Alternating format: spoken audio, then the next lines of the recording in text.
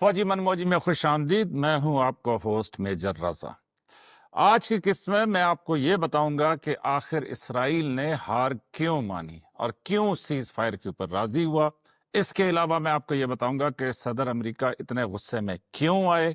और तीसरी बात मैं आपको बताऊंगा कि मागा, मैगा और मीगा क्या है। तो सबसे पहले तो ये कि लाइक, सब्सक्राइब और शेयर करें। आपकी मोहब्बतों का बहुत शुक्रिया। आपकी वजह से जो है, और बड़े अच्छे आप कमेंट्स दे रहे हैं, वो मिजाइया किस्त मैंने अपलोड की थी उसके ऊपर। तो आपकी मोहब्बतों की वजह से फौजी मनमौजी का ये सिलसिला बड़ा ही अच्छा जा रहा है। तो पहली बात, 12 जून 2025 को जुमेरात वाले दिन इसराइल ने ऑपरेशन राइजिंग लायन के उभरता हुआ शेर लॉन्च किया और उसने ईरान में 80 से ज्यादा टारगेट्स को निशाना बनाया। और साथ इसराइल के जो वजीर आजम थे बेंजामिन नेतन्याहू, जिनको उर्फ आम में बीबी कहते हैं, तो उन्होंने ये कहा कि हमने ईरान के न्यूक्लियर प्रोग्राम के दिल पे हमला किया है। और वो उससे उनकी मुराद थी नतान्स, के जो तेहरान से 250 किलोमीटर दूर उनकी जुनूब में एक जगह है कि जहाँ पे उनकी एक न्यूक्लियर फैसिलिटी थी। और साथ इसराइल के वजीर आजम ने ईरान की आवाम से अपील की कि जनाब वो खड़े हो जाएं और इस ईरानियन ये जो मजहबी हुकूमत है कि इसको वो हटा दें और अपनी आवाम की हुकूमत कायम कर लें। और इस सिलसिले में उनकी कोऑर्डिनेशन जारी थी ईरान के साबिक जो शाह थे उनके बेटे के साथ, कि जिसको वो वापस ईरान में लाना चाहते थे, और उन्होंने भी अपने बयानात का सिलसिला शुरू कर दिया। तो पहले 24 घंटे में तो ऐसे लगा कि जैसे ईरान को उन्होंने उड़ा के रख दिया। वो इसलिए कि ईरान की सीनियर तरीन लीडरशिप और फौजी लीडरशिप, जिसमें उनके एयर स्पेस के, मतलब एरोस्पेस के, उसके बाद उनके जो है ना IRGC के, मतलब जो ईरानियन रेवोल्यूशनरी गार्ड है, मतलब उनके तमाम की मिलिट्री को उन्होंने वाकई नुकसान पहुंचाया। और ऐसा लगता था कि जैसे ईरान इस हमले से उठ ही नहीं पाएगा। लेकिन 24 घंटे के अंदर अंदर ईरान ने नई लीडरशिप को खड़ा किया। और उसके बाद उनके जो रहबर हैं अली खामनेई, उन्होंने कहा कि जी इसराइल ने बड़ी ज्यादती किया, बड़ा गलत हमला किया ईरान के ऊपर, और अब इसराइल की सख्त सजा शुरू होने वाली है। और उन्होंने ऐलान किया ऑपरेशन ट्रू प्रॉमिस का, कि सच्चा वादा। तो बहरहाल 12 दिन ये जंग जारी रही और उसके बीच में अमेरिका भी कूद पड़ा और अमेरिका ने ईरान की 3 न्यूक्लियर फैसिलिटीज के ऊपर बहुत बड़े बड़े 6 बम गिराए। और साथ ही अमेरिका के सदर ने दावा किया कि उन्होंने ईरान की न्यूक्लियर कैपेबिलिटी को नीस्तो नाबिद कर दिया। और उसके बाद ईरान की तरफ से मिसाइल फायरिंग का एक सिलसिला शुरू हुआ, जिसमें ईरान ने पहले तो तल अबीब और उसके बाद हैफा के जो इसराइल का शहर है, वहां पे ऐसे मिसाइलों की बारिश की कि वो इस सीक्वेंस में वो बारिश कर रहे थे कि इसराइल का ना आयरन डोम, ना डेविड स्लिंग, ना थार्ड, ना पैट्रियट, कोई भी मिसाइल डिफेंस सिस्टम काम ना आया। अगरचे उनका दावा था कि इसराइल इनविंसिबल है। इनविंसिबल का मतलब यह है कि इसराइल के ऊपर कोई भी हमला नहीं कर सकता। और ये याद रखिए कि जो अरब इसराइल वॉर थी, कि जो 1967 में हुई थी, 1967 में, उसके बाद से कोई अरब मुल्क जो है वो आज तक इसराइल जो मर्जी करता रहा, किसी अरब मुल्क की ये जुर्रत नहीं हुई कि वो इसराइल को, मतलब वापस जवाब तो बड़ी दूर की बात, मुतनब्बे भी कर सके। और इसलिए कि उसके पीछे फिर अमेरिका की ताकत थी।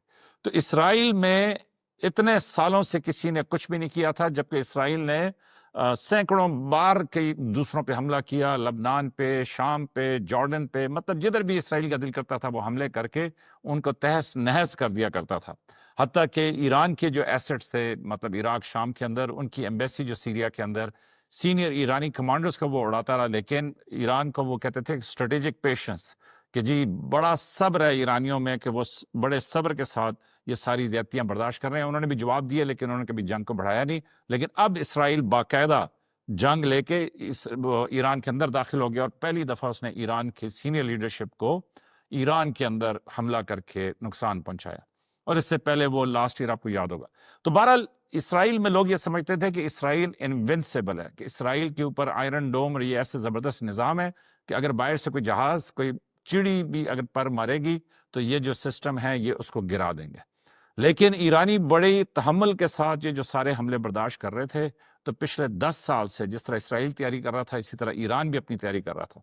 और इसमें समझने की बात यह है کہ ایرانی لیڈرشپ کا یہ فیصلہ بڑا کمال کا تھا کہ نہ انہوں نے ایئر فورس پہ پیسہ خرچ کیا، نہ انہوں نے کوئی لینڈ فورسز کے اوپر جس طرح یہ ٹینکس ہوتے ہیں، جس طرح یہ آرٹلری کے توپخانے کے بڑے بڑے گولے مارنے والی جو گنیں ہوتی ہیں، نہ ان کے اوپر.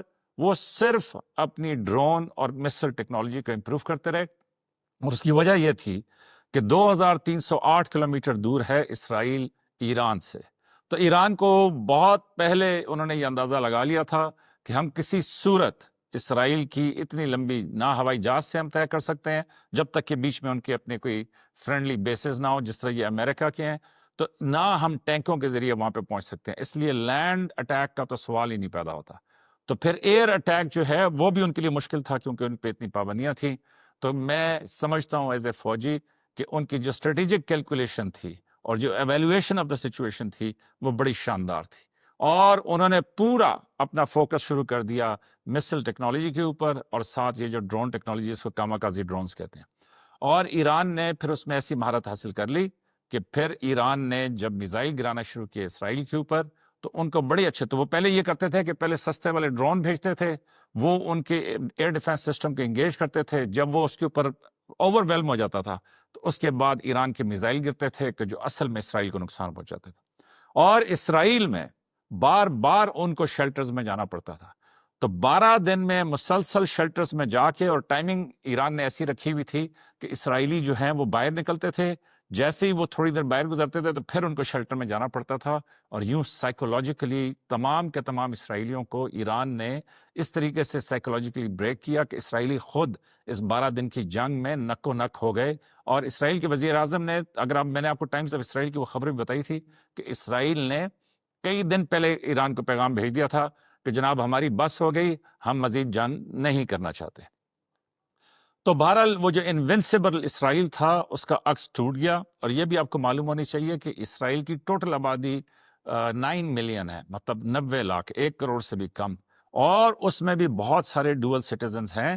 اور یہی وہ کہہ رہے ہیں کہ جی اسرائیل کو یہ خطرہ پیدا ہو گیا کہ اس مسلسل ذہنی اذیت سے اور 12 دن کی جنگ سے اسرائیلی بہت سارے ملک سے باہر جانا چاہتے تھے. وہ دوسرے ملکوں کی نیشنلٹی رکھتے ہیں اور وہ اسرائیل کو چھوڑنا چاہتے تھے. اور اسرائیلی حکومت نے اسی لیے ایئرپورٹس بند کر دیے، لینڈ بارڈرز بند کر دیے، اور عوام کو انہوں نے روک کے رکھا. تو بہرحال پاکستان میں اور یہ ایران کی جو 12 دن کی جنگ ہوئی اور جو پاکستان کی 3.5 دن کی جنگ تھی، اس پہ میرا ایک سٹینڈنگ کامنٹ یہ ہے کہ انڈیا کو بھی یہ غلط فہمی تھی کہ شاید افواج پاکستان اور پاکستان کے عوام کے بیچ میں کوئی خفگی ہے، اور وہ ایک ایسا گیپ ہے کہ جس کو دشمن نے فائدہ اٹھانا چاہا اور اس نے پاکستان کے اوپر حملہ کر دیا. اور جب افواج پاکستان کھڑی ہو گئیں تو پھر آپ نے دیکھا کہ اس کے پیچھے پاکستان کی عوام بھی کھڑی ہوگی. اور یہی ایک عظیم ملک، یہی ایک عظیم قوم کرتی ہے. اور بالکل اسی طریقے سے ایران میں بھی بہت سارے لوگ ہیں کہ جن کو حکومت سے بڑے گلے ہیں، ان کو اسلامی سختیاں یہ وہ قبول نہیں ہیں، وہ اپنی مطلب ایک علیحدہ سوچ رکھتے ہیں. لیکن اس کے باوجود اسرائیل نے بھی ٹک ٹاک پہ میں یہ سمجھتا ہوں کہ دیکھا بالکل انڈیا کی طرح کہ جی ان میں اور ان کے گروپس میں فرق ہے. تو انہوں نے کہا جی ہم ایک بڑا مضبوط حملہ کریں گے، جیسے ہی ہم حملہ کریں گے تو عوام کھڑی ہو جائے گی، اور عوام جو ہے، عوام کے اور اسرائیل کے بیچ میں یہ جو موجودہ ایرانی حکومت ہے یہ پس جائے گی. بالکل اسی طریقے سے جس طرح انڈیا نے سمجھا کہ جی انڈیا کے اور پاکستانی عوام کے بیچ میں افواج پاکستان شاید پس جائیں گے. اور یہی غلط فہمی جو ہے، میرا خیال میں یہ نوٹس آپس میں شیئر کرتے ہیں.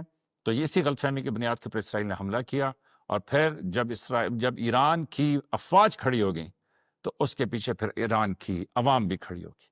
اور یہی ایک عظیم قوم کی نشانی ہوتی ہے. انہوں نے کہا جی جو مرضی ہے، انہوں نے کہا کہ جی ہمیں یہ نہیں پتا کہ ہمارے اختلافات ان کے ساتھ نہیں ہیں، ہمارے اختلافات ہیں ہماری حکومت کے ساتھ، لیکن وہ ہم جانے، ہمارا کام جانے. آپ کی جرت کیسے ہوئی ہے کہ آپ ایران کے اوپر حملہ کریں؟ اگرچہ یہاں پہ مجھے افسوس سے کہنا پڑے گا کہ پاکستان میں بہرحال ایک طبقہ موجود تھا کہ جو کہہ رہا تھا کہ جی ٹھیک ہے فوج لڑ کے دکھائے، ٹھیک ہے فوج بارڈر پہ جا کے دکھائے. کل بھی وہ بڑے دو زبردست آفیسر، ایک جس نے ابھی نندن کو پکڑا تھا اور ایک دوسرا ان کے ساتھ ایک جوان تھا، کل بھی وہ شہید ہو گئے. اس پہ میں آپ کو ان کی تفصیلات دوں گا. لیکن میں یہ کہہ رہا ہوں کہ جہاں پہ ایسے خوبصورت جوان، ایسے خوبصورت افسر، ایسی مطلب سلم سمارٹ آفیسرز جو ہیں، ایسے سلم سمارٹ آپ کے جوان خوبصورت مطلب جو ہے نا جن پہ وردی سچتی ہو، جس کو وہ پنجابی میں کہتے ہیں کہ یار یہ جو ہے نا مطلب یہ اس پہ یونیفارم پھپتی ہے، مطلب اس پہ سچتی ہے. تو ایسے خوبصورت جوانوں افسروں کی شہادتوں کو ڈسمس کر کے بہرحال مجھے افسوس کے ساتھ یہ کہنا پڑتا ہے کہ پاکستان میں ایک بڑی خراب، میں کہوں گا کہ جو بھی اختلاف ہو، لیکن جب ملک پہ بات آ جائے تو ہر چیز پیچھے چلی جاتی ہے.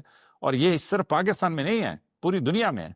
سیریا میں ایسے لوگ موجود تھے کہ جنہوں نے سارا ریولوشن سب کچھ چلایا، اور انہوں نے کہا جی جب وہ بات آ گئی تو انہوں نے کہا کہ جی میرے والد صاحب پیچھے ہٹ گئے، وہ سٹوری کسی دن میں آپ کو سناؤں گا. تو اس نے کہا، کسی نے ان کو کہا کہ جی تمہارے باپ نے سب کچھ کیا. اس نے کہا میرے باپ نے کہا کہ جی میں نے سب کچھ کیا ہے لیکن شام پہلے ہے، مطلب سیریا پہلے ہے. تو اسی طریقے سے پاکستان پہلے ہے. تو اینی ویز اسرائیل کو بھی یہ غلط فہمی تھی اور ان کی یہ غلط فہمی دور ہو گئی. اور اس کے بعد ایران کو جو حوصلہ ملا کہ ان کے میزائل نشانے پہ لگے، اور وقت گزرنے کے ساتھ ساتھ ان کے میزائل بہتر ہوتے گئے. اور پھر جب امریکہ نے اٹیک کیا تو ایران نے کہا کہ جناب آپ نے تو ہمارا کام آسان کر دیا، ہمیں تو یہ 2500 کلومیٹر دور بھیجنے پڑے تھے میزائل، اب آپ دیکھیں کہ ہم آپ کو کیسے جو ہے نا وہ اٹیک کرتے ہیں. تو گھنٹوں میں امریکی صدر کو بھی، امریکی انتظامیہ کو بھی، سب کو سمجھ آ گئی کہ بھئی یہ دنیا کس بھونچال کا شکار ہونے جا رہی ہے. اور اس سب کے دوران چائنا نے بڑے زبردست طریقے سے شنگھائی کوآپریشن آرگنائزیشن سے اور باقی جگہوں سے، جو چائنا کی پالیسی ہے کہ انہوں نے امن کی بات کی اور جو غلط تھا اس کو غلط کہا. اسی طریقے سے روس ایران کے ساتھ کھڑا رہا، اور سب سے شاندار کہ پاکستان دلیری سے ایران کے ساتھ کھڑا رہا. اور ایسے میں آپ نے یہ بھی سنا ہوگا کہ وہ انڈین جاسوس پکڑے گئے ایران کے اندر سے، کہ جو افغان جاسوس بڑی معذرت کے ساتھ پکڑے گئے، تو جو موساد کے ساتھ مل کے ایران کے اندر سے ایران کی ٹارگٹس کی تفصیلات فراہم کر رہے تھے. تو اینی ویز انڈیا نے بہرحال بڑا برا کردار ادا کیا، اور برا کردار اس لیے ادا کیا کہ کوئی ڈائریکشن نہیں ہے. تو انہوں نے سمجھا کہ جناب یہ تو گئے، تو پھر جس طرح وہ کیا اسے کہتے ہیں، مطلب پرست دوست ہوتا ہے، بالکل اسی طریقے سے جو انڈین گورنمنٹ ہے اس نے سب سے پہلے اپنے آپ کو شنگھائی کوآپریشن آرگنائزیشن سے دور کیا اور کہا کہ جی ہم اس میں شامل نہیں ہیں، مطلب جو اسرائیل ہے وہ ٹھیک کر رہا ہے. اور اس کے بعد پھر انہوں نے امریکہ کے ساتھ شامل ہونے کی کوشش کی، اور آخر میں وہ جیسا کہتے ہیں نا کہ کوا چلا ہنس کی چال اور اپنی بھی بھول گیا. تو آخر میں اب انڈیا کو سمجھ نہیں آ رہی کہ وہ کدھر جائیں، کیونکہ ایرانیوں کے ساتھ جو انہوں نے کیا ہے، میرا خیال میں ایرانیوں نے لاؤڈ اینڈ کلیئر اس کو دیکھا ہے اور شاید وہ اس کو یاد بھی رکھیں. تو بہرحال یہ تھی ساری سٹوری، اور میرے خیال میں کہ جی اس سے زیادہ کچھ ہو نہیں سکتا تھا. اس لیے اسرائیل نے بھی معافی مانگی، اسی لیے امریکہ نے بھی کہا کہ جی اس کو روکیں، اور اسی لیے امریکہ کے جو سیکرٹری خارجہ ہیں مارکو روبیو، انہوں نے باقاعدہ ٹویٹ کی اور گورنمنٹ آف چائنا سے اپیل کی کہ برائے مہربانی آپ ایران سے کہیں کہ وہ آبنائے ہرمز کو بند نہ کرے، اور ورنہ اس سے جو ہے دنیا میں بہت بڑا بھونچال آ جائے گا. لیکن اینی ویز میں چونکہ ایک امن پسند آدمی ہوں، میں ذاتی طور پہ سمجھتا ہوں کہ چلو بھلے 12 دن کے بعد عقل آ گئی، لیکن بڑی اچھی بات ہے کہ سب نے جو ہے وہ اپنے ہتھیار واپس رکھ لیے، اور میں یہ سمجھتا ہوں کہ ابھی وہ امن کے ساتھ آگے کی طرف بڑھیں. بہرحال یہ بھی میں آپ کو بات بتاؤں کہ اس میں بہت سارے اور بھی نقصان ہوئے، اور وہ نقصان سب سے بڑا عالمی دنیا کا یہ ہوا کہ اس دنیا میں اب ہر کوئی اس بارے میں حق بجانب ہوگا، یا کم از کم یہ کہہ سکتے ہیں کہ وہ سوچے گا ضرور کہ کیوں نہ میں بھی نیوکلیئر ہتھیار بنا لوں. تو نان پرولیفریشن ٹریٹی NPT جس کو کہتے تھے، وہ بڑی ضروری تھی. وہ اس لیے کہ دنیا نے ایک حد کھینچ دی، ایک لائن کھینچ دی کہ جناب امریکہ، روس، برطانیہ، فرانس، مطلب اس طرح کے یہ 4-5 ملک ہیں بڑے، وہ جمع ہندوستان، پاکستان، اس کے علاوہ جو ہے کوئی اب نیوکلیئر ہتھیار نہیں بنا سکتا. اور نیوکلیئر ہتھیاروں کے اوپر یہ حد کھینچنی ضروری ہے. وہ اس لیے کہ آپ نے یہ دیکھا ہوگا کہ خالی یہ میزائل گرانے سے کتنی تباہی آتی ہے. ابھی اسرائیلیوں کو اپنا ملک ٹھیک کرتے کرتے کافی ٹائم لگ جائے گا. اور یہ جو ایک تھی نا کہ جی ہم نے پوری وہ جو ہے ایئر ڈیفنس ایران کی اڑا دی، وہ نہیں اڑا سکے. اور اس لیے کیونکہ جو نیوٹرل حلقے تھے وہ یہ ضرور کہہ رہے تھے کہ جناب وہ فوٹویں دکھائیں، وہ ویڈیوز دکھائیں، آپ نے پہلے دن کے جو دکھا دیں لیکن اس کے بعد دکھائیں. تو اس کے بعد ایرانی فضاؤں میں وہ داخل نہیں ہو سکے. تو یہ ضرور ہے، اور اس میں افسوسناک کردار ہے مغرب کے میڈیا کا بھی کہ وہ ایک ہی بولی بولتے ہیں، ایز ایف کہ جی اوپر سے کوئی آرڈر آئے ہیں. آپ یہاں پہ تو کہتے ہیں نا کہ جی سب کا سافٹ ویئر اپڈیٹ ہو گیا، لیکن ان کا تو میرا خیال ہے لوڈڈ سافٹ ویئر آتا ہے. تو ابھی یہ جو CNN، BBC سارے بڑے ادارے ہیں، ان کی بھی کریڈیبلٹی بڑی کویسچنیبل ہے. لوگ اب ان کو نہیں سنتے، ان کے اپنے لوگ نہیں سنتے، کیونکہ وہ کہتے ہیں کہ جی سب گورنمنٹ کا پروپیگنڈا کرتے ہیں اور مطلب ون سائیڈڈ سٹوری پھینکتے ہیں، اور اس میں ایک ہڈن ایجنڈا ہوتا ہے. تو NPT تباہ ہو گیا، میڈیا تباہ ہو گیا، لیکن گودی میڈیا سے بہرحال پھر بھی وہ بہتر تھے، یہ ضرور کہنا پڑے گا. پھر نمبر 3 پہ یہ ہے کہ جی یہ جو IAEA ہے کہ جو اٹامک انرجی کمیشن ایجنسی ہے، اس کو بہت نقصان پہنچا.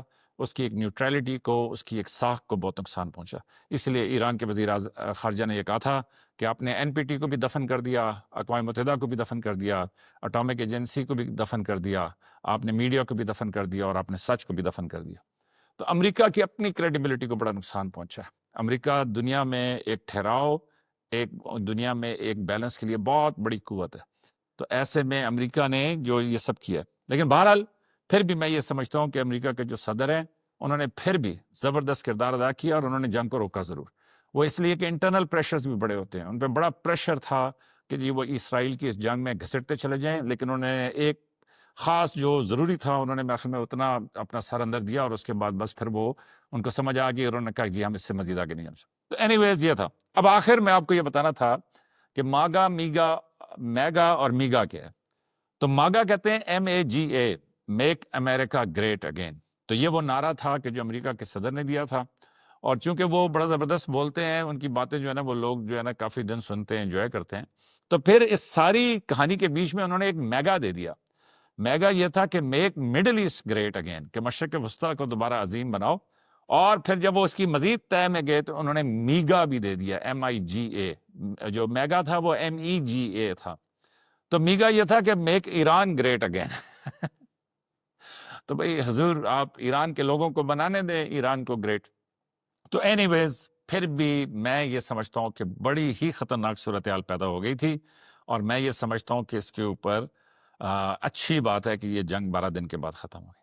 لیکن ساتھ ہی ساتھ میں یہ بھی دعا کرتا ہوں کہ اللہ کرے کہ یہ عقل ٹھکانے آ جائے، اور نہتے لوگوں کے اوپر جو حملے جاری ہیں غزہ کے اندر، تو دعا ہے کہ جی امریکہ کے جو صدر جنہوں نے کریڈٹ لیا ہے کہ انہوں نے انڈیا پاکستان کی جنگ بند کرائی، اور اب انہوں نے یہ بھی کریڈٹ لیا ہے کہ میں نے اسرائیل اور ایران کی جنگ بند کرا دی، تو میں امید رکھتا ہوں کہ وہ اب غزہ کی جنگ کو بھی بند کرائیں، اور بہت ظلم ہو چکا، بہت زیادتی ہو چکی، تو اب اس کو رک جانا چاہیے۔ تو دیکھتے رہیے فوجی من موجی، یہ میرا ایک تبصرہ تھا۔ اور آخری بات میں یہ کہوں گا ذرا تھوڑے مزاحیہ انداز میں، اور وہ یہ کہ مجھے لگتا ہے کہ سارے فیصلے جتنے بھی یہ حکمران ہیں، جتنے بھی یہ سارے لوگ ہیں، یہ سارے فیصلے جو ہیں اب وہ ٹک ٹاک کے اوپر ہو رہے ہیں، اور وہیں لوگ دیکھتے ہیں، وہیں سے فیصلے کرتے ہیں، اور وہیں سے جنگیں بھی شروع ہو جاتی ہیں۔ تو اپنا دھیان رکھیے گا۔ یہ تھا آج کا فوجی من موجی۔ تو لائک، سبسکرائب اور شیئر کریں۔ آپ کی محبتوں کا بہت شکریہ۔